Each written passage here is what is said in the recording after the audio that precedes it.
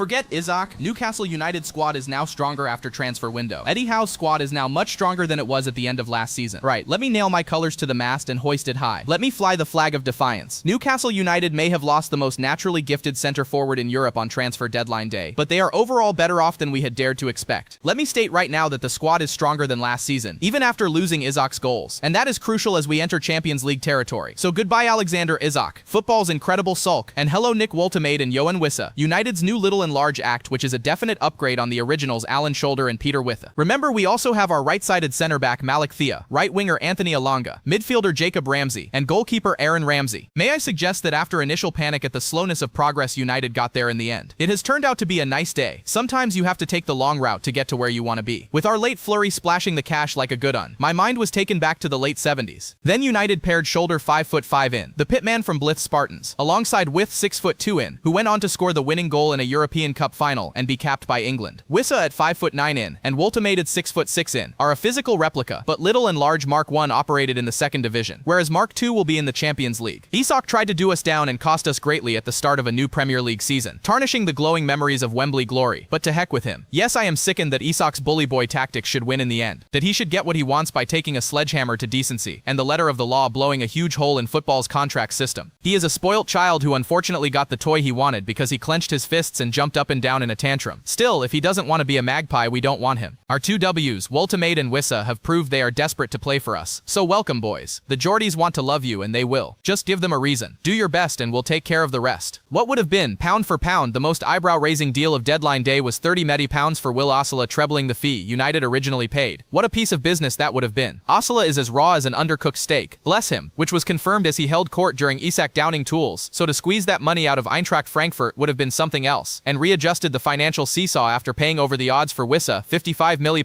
after valuing him at £35 million because needs must. Honestly, it was a better quick profit than Lloyd Kelly, but after agreeing the move, United had second thoughts and pulled the plug, presumably, so that Osula can cover for Wissa when he goes off to the African Cup of Nations for a month. Eddie Howe is a belt and braces man when it comes to selling players, and perhaps his caution is understandable here given how he was left with only one striker for much of last season. Maybe Osula will be given permission to fly the nest after the African tournament finishes midway through the January transfer window if the profit remains high. As I've said, I honestly believe that once the dust has settled and it's been a windstorm, then United can take solace in having improved their overall squad. Ramsdale is better than Dubravka, Thiaw an improvement on Lascelles, Ramsey more talented than Longstaff, Wissa an upgrade on Wilson with injury and age concerns, Elanga a full international compared to Murphy. Only Isak is better and therefore technically a loss, but then Woltemade is a replica in style. Tall, skinny, wonderful close-quarter skills, dribbler, and may under Eddie make the progress that the Swede did. Let us hope so. I bet when the transfer window slammed shut and was firmly bolted against intruders, Howe uttered a long sigh of relief. His boyish smiling face had been in serious danger of being replaced by the lined look I see every time I approach the shaving mirror. The torrid Isak affair and the desperate search for a replacement as well as other outriders had taken its toll. Now he can concentrate on that forgotten commodity, football. Before someone suggests I am being one-eyed with United doing exactly what Liverpool have done through signing another rebel in Wissa,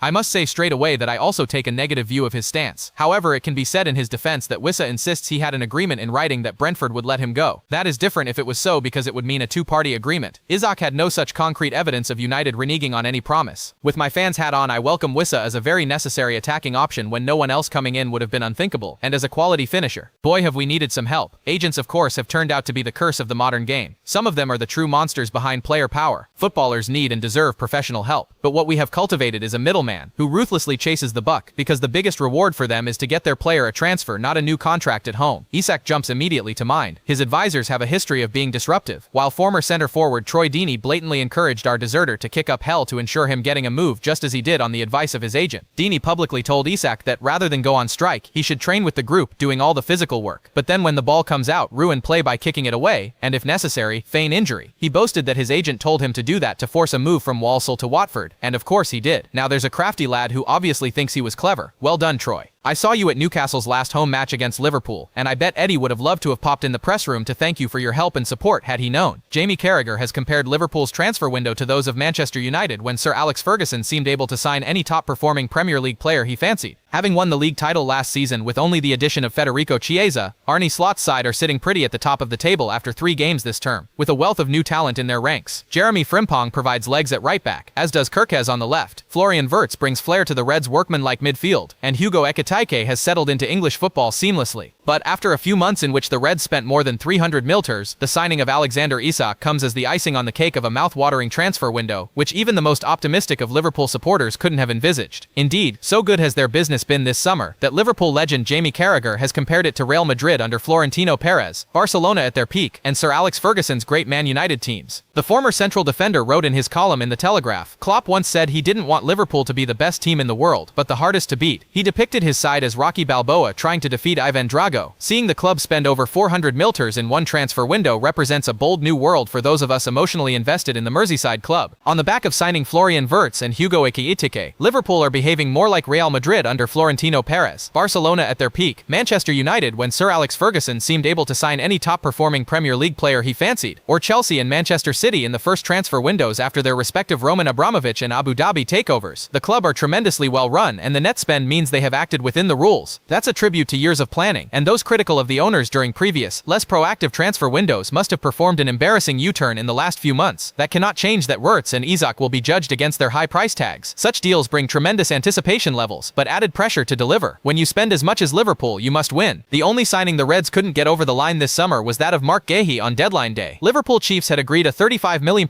fee with Crystal Palace chairman Steve Parish for the Eagles skipper, who underwent his medical in London yesterday afternoon. Palace had however made clear, much like Newcastle in the Isak saga, that they wanted 2 replacements through the door before letting the Englishman depart. They signed one, young JV Canvat, and were closing in on a deal for Brighton's Igor Julio, but the centre-half chose West Ham United at the last minute, and Parish pulled the plug. It came just hours after Liverpool confirmed the completion of the Isak deal on social media after a weeks-long saga which captured the attention of fans across the country. The striker, who netted 54 goals in 86 Premier League appearances for Magpies, signed for a fee worth a British record £125 million.